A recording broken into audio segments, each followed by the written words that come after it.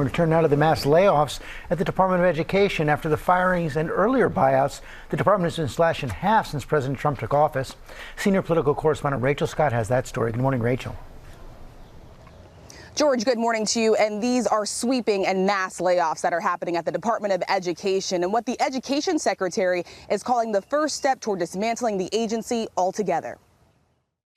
Overnight, the Department of Education gutted. More than 1,300 workers told they're being laid off, now cutting the agency roughly in half.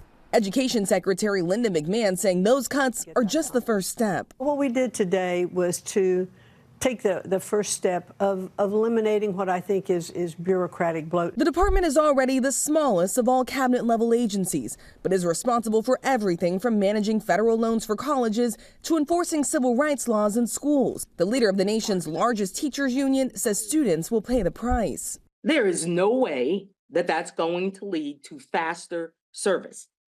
Calls will go unlistened to.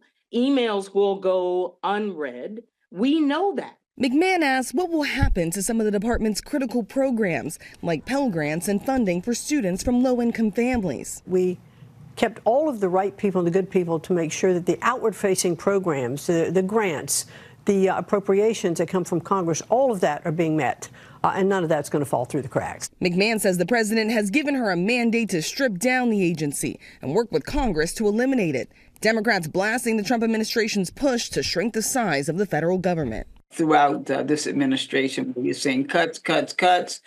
Services will not be provided for, in this particular case, for our schools and the protections for our young people. So sources say the president has floated the idea of moving some of the agency's work under the Department of Treasury. The president on the campaign trail repeatedly said he wanted to return the power back to the states. It is worth noting that the Department of Education does not decide what is taught in schools. That's already decided at a state and local level, Michael. All right, Rachel, that is important to know. Thank you so much for that.